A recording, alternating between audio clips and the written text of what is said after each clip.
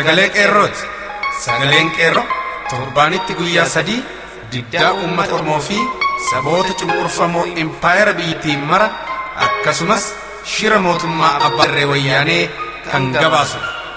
Kun sagalee qeerrooti.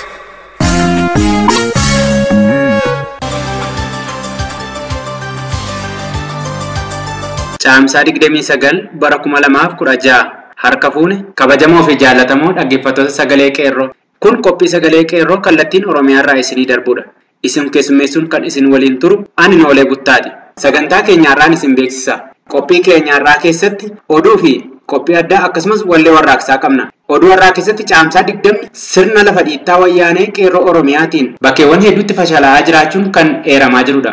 Isas bal'inaan oduu keessatti jaallee jiituu gadaa qabattee jirti. Qophii addaa guyyaa har'aa barruu barreessaa irraa fudhatame humni xumura gabrummaa hin mirkaneessine bilisummaa hin gonfatu kan jedhu kutaa arfaffaa isaa karaa jaal erbuu sabaa isinii dhiyeessina. Amma kallattumaan gara oduutti isin dabarsa. Mootummaan abbaa irree wayyaanee EPRDF yookaan TPLF jedhamu maqaa odola caamsaa 20 waggaa 25ffaa kabajuu jedhuun magaalota Oromiyaa akka Amboo, Naqamtee, Shaashamannee, Harargee, Qoboo, Gimbii, Shaambuu, Jimmaa, Adaamaa, Arsii fi godinaalee Oromiyaa hundarra homaa waraanaa qubsiisuun uummata goolaa jira. Sababuma kanaanis warraaqsi fincila xumura gabrummaa daran jabaachuun itti fufee.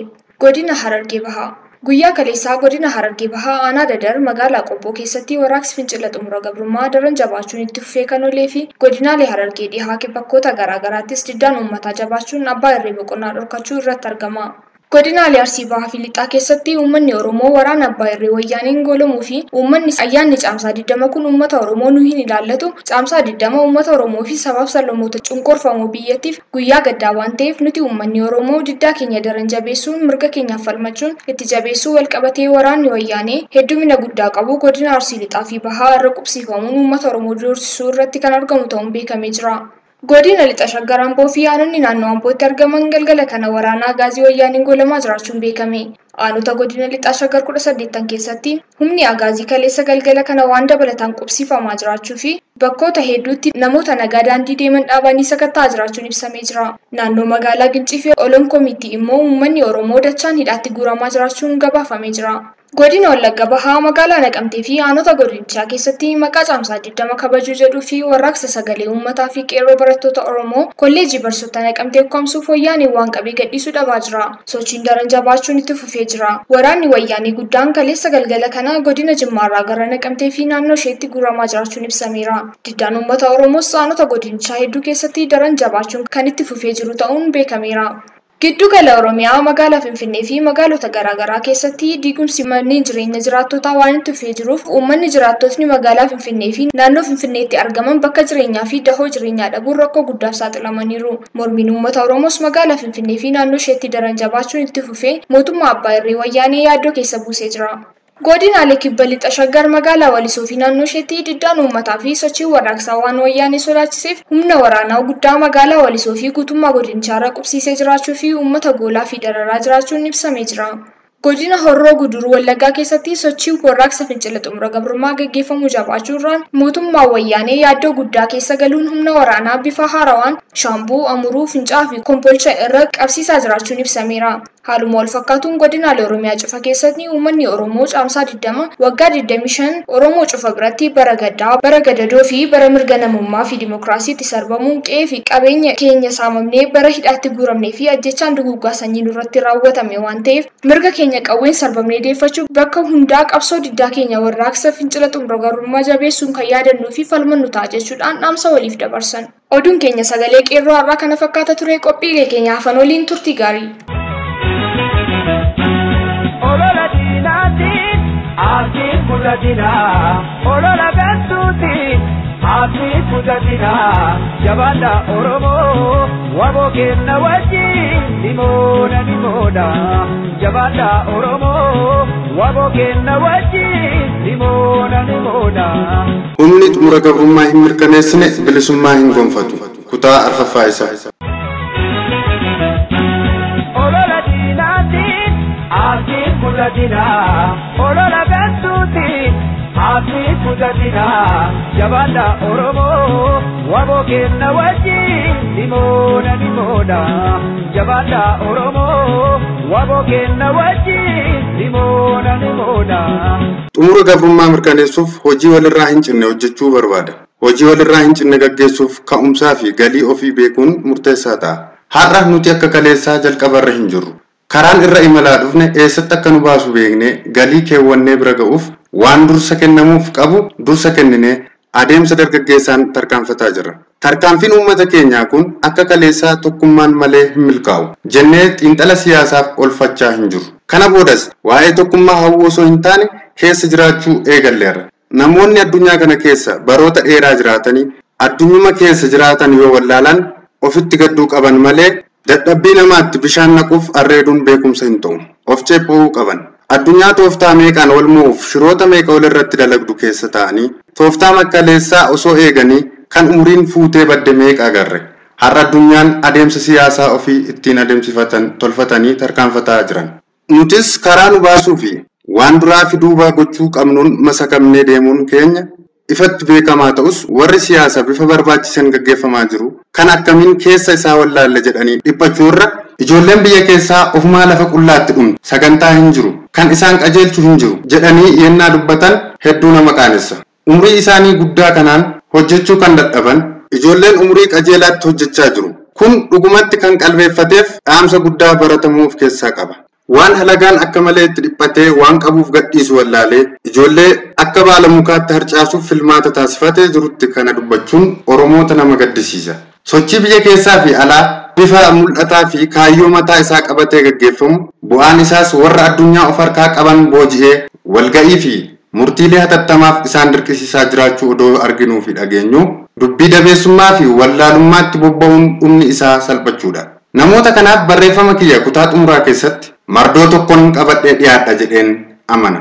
Barreeffama kiyyaa irratti odoo hin ceene ilmaan Oromoo ijoollee hanga maanguddootti biyya keessaa hanga biyya alaatti beekumsaa fi dandeettii isaaniitiin dhimma ba'uun sochii fi wareegama ilmaan Oromoo addunyaa irratti dhageessisuu fi ijoollee cinaa dhaabbachuun keessan kanneen mirkaneessitanan hundaaf waan dhaamnu yoo jiraate humna uumamaa fi sabummaa keenyatti fayyadamnee diina jilbeenfachiisuuf carraa fi sochiin isaa nu harka waan jiruuf injifannoo dachaa galmeessinee dachee haadhaa fi abbaa keenya dhuunfachuuf halkanii fi guyyaa hojjechuu akka qabnu dhaamuun barbaada.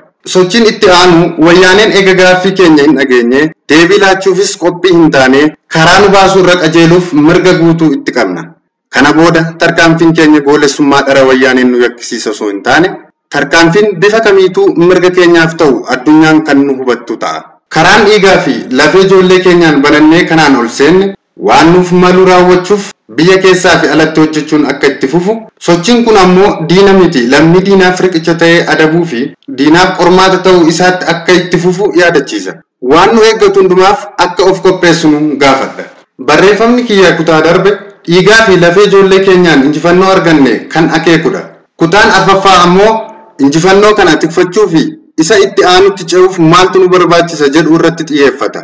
Ilmaan Oromoo biyya keessaa fi alatti sochii fincila xumura gabrummaa galmeessisaa jiran irratti wareegama ulfaataa kanfalanii jiran. Waan dhiiga isaanii itti dhangalaasan kun har'a seenaa siyaasa biyyattii miti.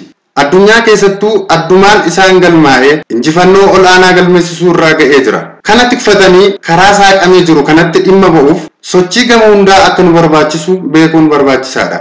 Oromoon dhaabota siyaasaan osoo hin daangofne sochii itti jiru kanarra jabaatee itti fufuu qaba. Sadarkaan har'a irra jiru dhimmi saba keenyaa miseensummaa dhaabota siyaasaan ol ta'ee bakka jirutti haala keessa jirrutti dhimma baanee abbaa biyyaa ta'uu akka dandeenyu nu akeekee jira. Kutaa jalqabaa keessatti xiqqaa hanga guddaatti kanfalaniin waan mootummaa of tuulaa sana keessatti uumee jiru mata duree itti aanan jalatti tuquun ni yaaleera. Yoo gadi fageenyaan ibsuu baatellee dhaamsa ga'aa ni qabaata. Har'a wal gorsaa hin jiru. Waan wal gorsaa turre xumurre waliin hojjechuu irratti dubbachaa jirra. Kanaaf irra keessa waan dubbatame itti guuttachuu hin dagatiina. Kutaa jalqabaa keessatti wayyaaneen siyaasa ishee fashalaa'ee jira. Maqaa goolessummaan shirri wayyaanee xumuramee jira. Adeemsi dippiloomaasii wayyaanee dhumateera. Wayyaaneen saboota biratti maal ta'uuf jirti? Wayyaanee fi humni tika poolisii waraanaa qabxiileen kanneen wayyaanee keessatti maal uuman? Uummata Tigraay keessatti hoo? Jedhee keessa wayyaanotaa ilaallee jirra. Har'a egeree keenya bareechuuf waan dursinee hojjechuu qabnu danuudha. Sochiin uummataa ega sadarkaa kanarra ga'ee qaamonni siyaasaas ta'u namoonni dhuunfaa maqaa Oromoon dhaabbatan kamuu dafanii sochii uummata kanaan of qixxeessuutu irraa eegama malee sochii jiru bakka jiranitti harkisuuf yaaluun irraa hin eegamu. Waan dursanii irratti hojjechuu qaban dursanii irratti hojjechuu, sochii uummata kanaa waan gufachiisu yookaan dhaabuu malu dursanii tilmaamanii fi irratti mari'atanii furmaata keewwachuu, waan nu eeggatu gamanumaa tilmaamamee furmaata waliin ta'uu fi yeroo isaatti waan barbaachisaa ta'e saganteeffatanii waloon hojjechuu qaban. Sochiin kun yoo jabaatellee jennee fala lammaffaa fi sadaffaa nuuf ta'uuf lafa keewwanne ulaasaa kamuu keessatti gargaaramuu fi uummata ofiif abbaa biyyaa taasisuuf hojjechuun murteessaadha. Haala adda addaa irraa qabbanaa'uun ni mala. Tooftaanis jijjiiramuu mala. Isa boodaa kan deebi'ee ka'u garuu nuu fi ilmaan Tigraay gidduutti kan dhumaa fi eenyullee jaarsummaan kadhaabu hin taatu. Kanaaf qophiin nu barbaachisa. Qabsoon uummata kanaa kana booda kan duubatti deebi'u miti. Namoonni siyaasa keenya umurii guutuu waan itti dhama'anii fi gootonni keenya lubbuu isaanii bakka bu'aa hin qabne kaffalanii ijaan agarree jirra. Sadarkaan kun tikfamuun isa barbaachisa. Hojiin nu eeggatu hojii dabooti. Daboo Oromoon waliif firmatu. Waan abaa'oo irratti gannee dhiifnu miti. Waan miseensa abaa'oo ta'aniif qofa itti boonnuu qofaas miti. Yeroo hojiidhaan gabrummaatti xumura goone bilisummaa keenya mirkaneessuuf hojjennudha. Yeroo itti biyya keessaa fi alatti adda wal baafnee haasofnu miti.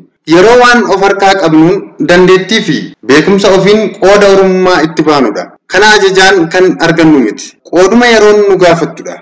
Sochiilee saganteeffamanii fi hojjedhaa jedhamee hojjetanii lammii fi biyya ofiif dhaabbachuun itti mirkaneessinudha. Walumaa galatti yeroo dhalli Oromoo tokko akka dhaabaatti hojjetuu fi dhaabni akka nama tokkootti hojjetudha. Kana gadi fageenyaan itti amanuun nu barbaachisa. Kanaaf yaadota armaan gadiif xiyyeeffannaa laachuun dansaadha jedheen mariif dhiyeessa. Gaaffiin keenya hanga eessaatti kan jedhu kutaa itti aanuun jechuun kutaa 5ffaan walitti deebina. Horaa bulaa.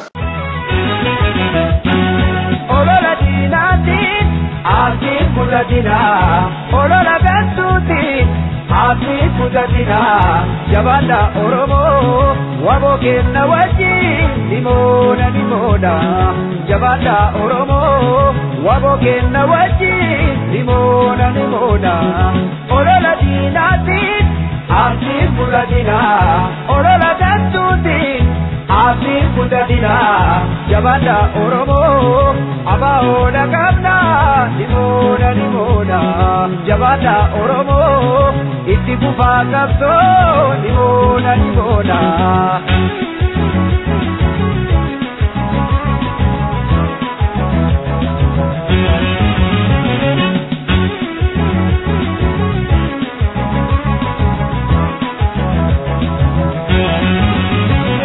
ayyume kagoota meeka katoo karaa fiitti dabne Oromiyaaf jennee bilisummaaf jennee bakkaan kenna kaayootaani digaamaaf nagumaataani Oromiyaaf jennee bilisummaaf jennee bariin jiru kakka kenna sabii gabromee jiraatu Oromiyaaf jennee sarree gallee akka soofnu lubbuun jenna wareegamtu Oromiyaaf jecha bilisummaaf jecha Oromiyaaf jennee bilisummaaf jennee Oromiyaaf jecha bilisummaaf jecha.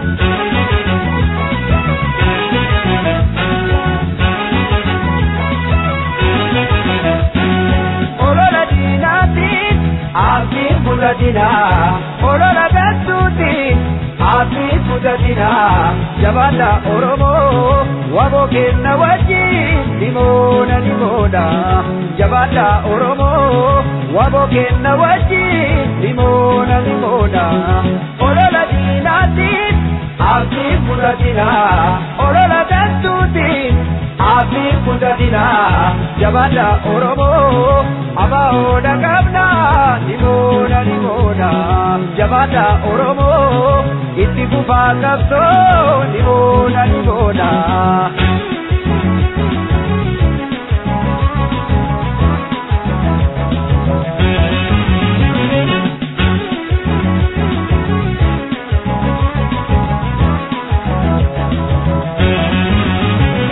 qabeenya fi beekumsaallee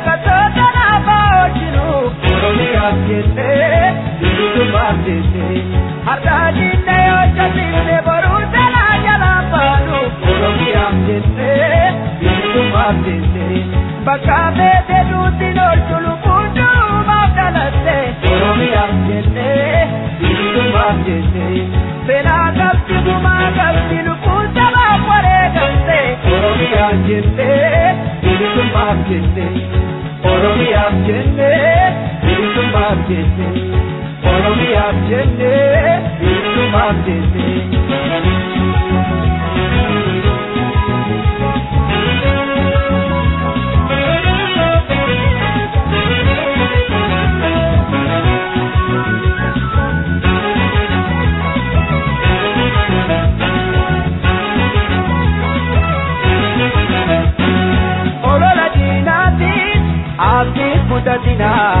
Olola gantuti abdi kutatina jabata oromo wabo kenna waji limoda jabata oromo wabo kenna waji limoda olola dinati abdi kutatina olola gantuti abdi kutatina jabata oromo abaoda kabna limoda jabata oromo itti fufa qabso limoda